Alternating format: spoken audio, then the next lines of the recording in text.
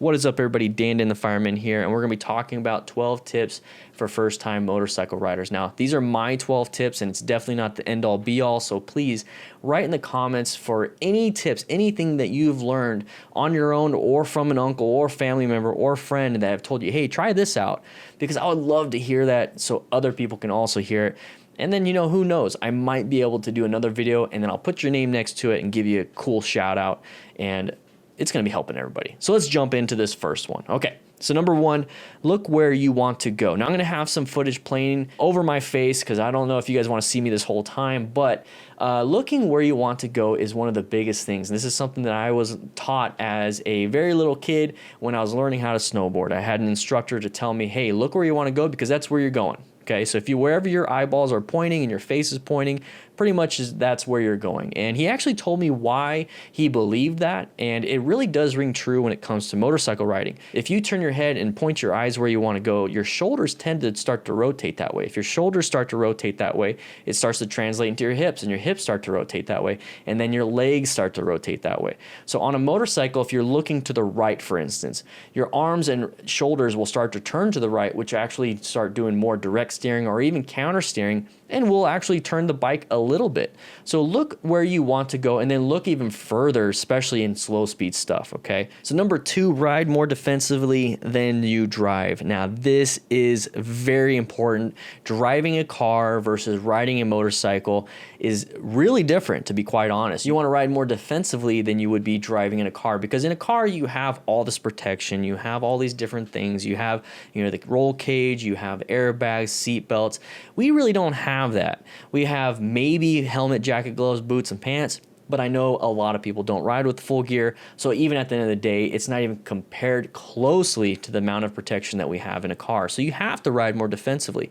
There are times where you need to ride a little aggressive, and that's usually when it comes to evading something in an emergency, or getting yourself out of a sticky situation, or preventing something that would cause a crash. So definitely ride more defensively than you drive. Cover those brakes before intersections, slow down before those really sharp curves. It's as simple as that, guys. So now we're going to jump into number three, and I'm going to talk about this in a 3 and a 3.5 because it kind of moves back and forth together. Okay, so don't forget to put your side stand down.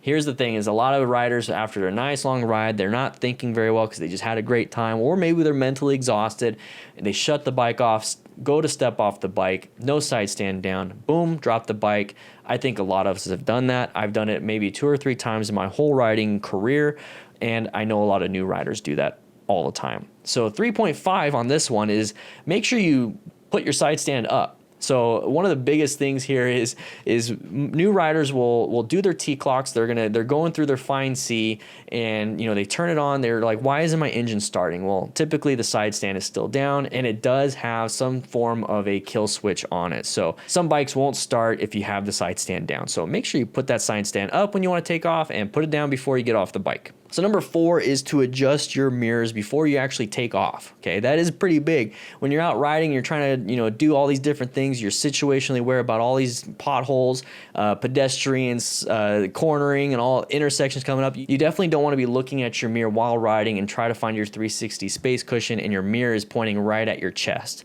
And then now you're going to have to adjust it while riding. That's not something you definitely want to do. So make sure you check your mirrors before you take off. So sit on your bike and sit straight, or sit however you're going to be riding, and adjust those mirrors so that you can see around you. Now, it doesn't mean you can't do your head checks, so those are really good, okay? You don't want to be trying to ride with one hand and move stuff, especially as a new rider when you're still adjusting to the balance of the bike and the power of the bike, okay? So number 5 is to do a quick pre-ride inspection. And I talked about T-clocks, and I talked about doing this full in-depth pre-ride inspection, but I want to talk to you about doing a quick one. Okay, so in the fire service, what we had were daily checks, weekly checks, monthly checks, even 6-month and 1-year checks of all our equipment, of all our stuff. Of everything. And the daily checks were mainly that quick pre-ride check. And we still checked everything, but it was very quick. So I talked about T-clocks quite a bit, and T-clocks stand for tires and wheels, controls, lights and electronics, oil and other fluids, the chassis, and then the stands. We already talked about the side stand and how important that is. So what I like to do is when I'm walking up to my bike, it's almost like I'm back in the EMS service and fire service where I'm doing a scene size up, where I'm doing a quick visual inspection of everything. So while I'm walking up, I'm looking underneath the bike and I'm seeing if there's any fluids. I'm also seeing how the tires are sitting. Are they squished? Are they super inflated? Typically, they're usually underinflated for motorcycle riders. So make sure you check your PSI, and we'll talk a little bit more about that. But you want to check everything. So make sure the throttle snaps back when you pull it all the way down. Make sure your brake lever has good resistance. Same thing with your brake pedal. You want to pull in the clutch, see if it has a little bit of resistance, not too much, because you don't want it to be free flowing like it has a snapped cable. And then your shifter and a bunch of other things. You want to make sure your speedo and dash are in good order. No exposed wires, none of that stuff. Do a quick inspection of the outer side of your tires for any type of damage, dry rot, anything like that. If your tread is getting a little low, maybe it's time to replace those tires, and we'll talk a little bit more about that later because I got a lot of tips for you guys. But this is very, very important to just do a quick pre-ride inspection, and then maybe do a weekly or a monthly inspection of your chains, and then an actual visual, full-on visual of your tires and all the other stuff. But a quick pre-ride inspection will solve a lot of your problems. Number 6, make sure you know your fuel capacity. This is one of those things where even I've had some problems where I've almost ran out of fuel before I can get to a gas station. Now, this is something that you want to do before you start riding and understand what you can do, because fuel capacity, especially the electronic ones, they can be a little jumpy because how our bikes are moving back and forth. They're not stagnant. There's this whole thing when it comes to electronic fuel capacity and how many range and miles you have. So what I like to do is actually set a trip meter from the moment I fill up my gas tank to the moment I have to fill it up again because I feel like it's getting low. And then I have an understanding of, okay, that's my range. That's what I can do. So that's very important. So if you're going to go somewhere long distance and it's like, well, okay, it's about a 300-mile trip that I'm going to be doing, and I know my gas tank can maybe get 80 to 100 miles, so you're going to have to fill up at some point. So during that trip or during your pre-ride, you're going to check and make sure that there's gas stations within 100 miles of every single thing. And if you have to, stop at 50 miles, fill up, and then another one in 80 miles, whatever it is you have to do. So make sure you know your fuel capacity. You definitely don't want to be stranded because it's very hard to carry a gas can, especially a big one, on your bike. They do make those little canisters for emergencies. You might want to check into that if you have a small capacity gas tank, and that might be something you want to look into. So let's jump into number 7, and this is going to be an obvious one, but it's not obvious for first-time riders, and it's not obvious for those that don't ride or understand motorcycles, is that motorcycle parts can burn you. Okay, it's not just the exhaust where it's pretty obvious or the engine, but start thinking about all the metal parts that get close to the engine or come in contact with some form of friction. Now, what's one of the biggest things that come in contact with friction on your motorcycle? Your brake pads and your brake rotors. So your rotors can get very, very hot. So be careful when you're helping somebody move their bike by grabbing the tire and lifting up the back end or the front end to kind of shuffle or move it around. You definitely don't want to touch that rotor. It's going to be extremely hot. And I bring this up because I know a lot of first-time riders are super excited to show their friends, their family, their kids, whoever, hey, look at my cool bike. I just showed up. I rode there. Look at my cool bike. And then there's a kid that comes up and like, this is really cool. And they touch the exhaust. They touch the engine. They touch the rotor. They touch this. And now they have first easily, but definitely second degree. And, quite possibly you could have third degree burns, especially if they get a full handful. And any burns to the hands, feet, circumferential, face, genitalia, any of that stuff is actually a critical burn. So be very careful when it comes to that. You definitely don't want to be hurting your family members with a simple mistake like that, okay? Number 8, get some gear. First-time riders, they go out and they're like, okay, I'm going to buy a bike. Awesome. And then that's it. They maybe get a helmet, maybe get gloves, but they typically don't get a jacket, pants, and boots along with it. So make sure you get some gear. I do recommend those 5 pieces of gear. Remember, get all the gear all the time. So very, very important. And honestly, I should put this at number 1. So number 9, dress in layers, whether it's hot weather riding or cold weather riding. A good base layer will keep you cool or it will keep you warm. So make sure you get one of those moisture wicking ones for the summertime, because you definitely don't want to get all soggy and nasty. You want it to be able to evaporate efficiently and allow the cooling measures of your body to take action. And then for cold weather, you definitely want to dress in layers. You want to have a nice warm base layer. I actually really like the Under Armour cold gear. That's what I use, but there are motorcycle specific types of gear out there for that. And then you start adding more and more and more. And then when you get your gear, remember there's summer gear, 3-season gear, winter gear, heated gear, ventilated gear, all these different things out there. So if you want me to go over some of those things, stay tuned, hit that subscribe button, because I'm going over a beginner gear list. I have helmets that are under $200 right now. I have gloves under $55 right now, and I'm going to go over a bunch of gear because I think that's very important that you get this stuff. All right, so let's jump into number 10. You need to pick boots or shoes with good traction. Now, a lot of people are thinking, and I'm thinking too, you know, boots. Okay, what should I get? Make sure it has good protection for my ankles, my shins, all these different things. I don't want to crush my foot. I want to make sure I have a mid-shank sole so that when I put my feet on the pegs, it doesn't collapse and then gives me pain in my arch or any of these different things. That's all great and all, but make sure we actually have good traction. And here's the thing for first-time riders is that when they put their foot down, a lot of them don't understand everything when it comes to intersections and where people stop.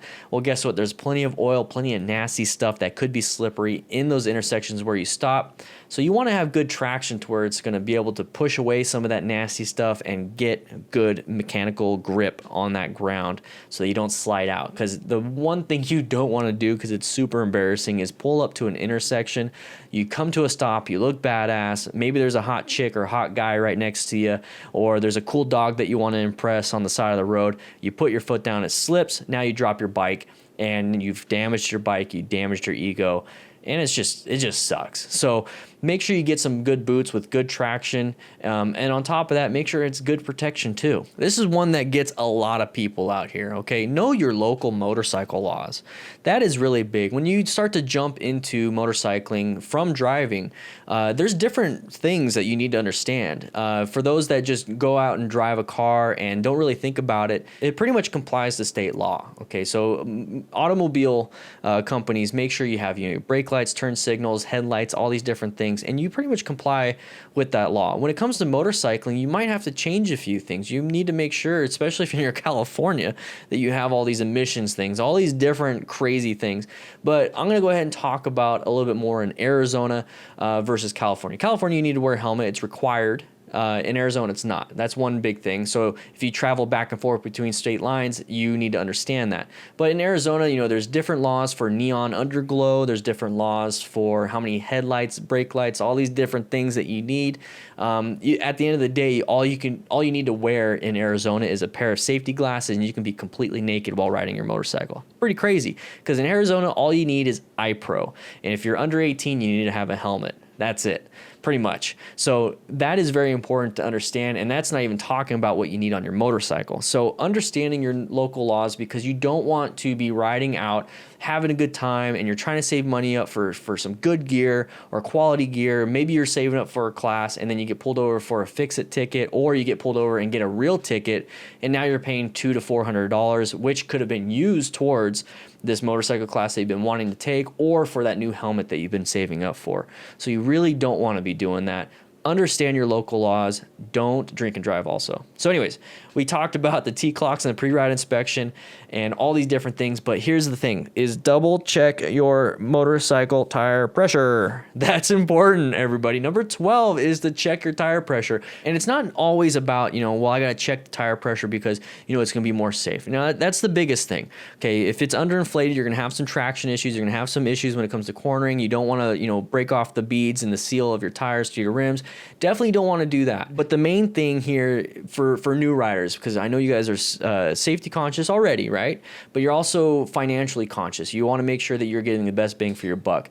And if you have underinflated tires, guess what? Your tire life is going to die. Your tires are going to wear out quick, and then you're not going to get the best traction either. I mean, that's the safety part, is you're not going to get the best traction. If it's underinflated when you're in that turn, it's going to be very bad traction. When you're going straight, it's going to be great traction, okay? And a lot of people underinflate their tires for wheelies because guess what? You're going to have the best traction for that. But make sure it's properly inflated, and I talk about this a few times when it comes to actual tires, and I have it in my tire guide in my ebook, which is only $5. Link will be in the description, but that's not what I'm talking about here, is that when you have tires, you want to make sure you're inflating it to the motorcycle specifications, not the tire specifications. So right next to your VIN on your motorcycle, it should say what your front tires pressure should be and what your rear tires should be. That is what you need to go by. Don't go by that little dash on the side of your motorcycle tire. That is not what you want to go off of. You want to go off of what the motorcycle itself says. And then you also want to look into your tires also for, when it was born. I talk about all that in the ebook, but guys, this is what I wanted to talk to you guys about. I wanted to talk about 12 tips for first-time motorcycle riders because I feel like this is super important. And remember, write in the comments on tips that you have learned from friends, family, or yourself through the years of riding. And I would love to make another video, but the commenter edition. I would love to do that. I would definitely love to do that. And I'll give you a nice shout out next to each tip. I would love to do it. So please write in the comments. With that said, I hope you ride safe, be safe, and I'll be seeing you around.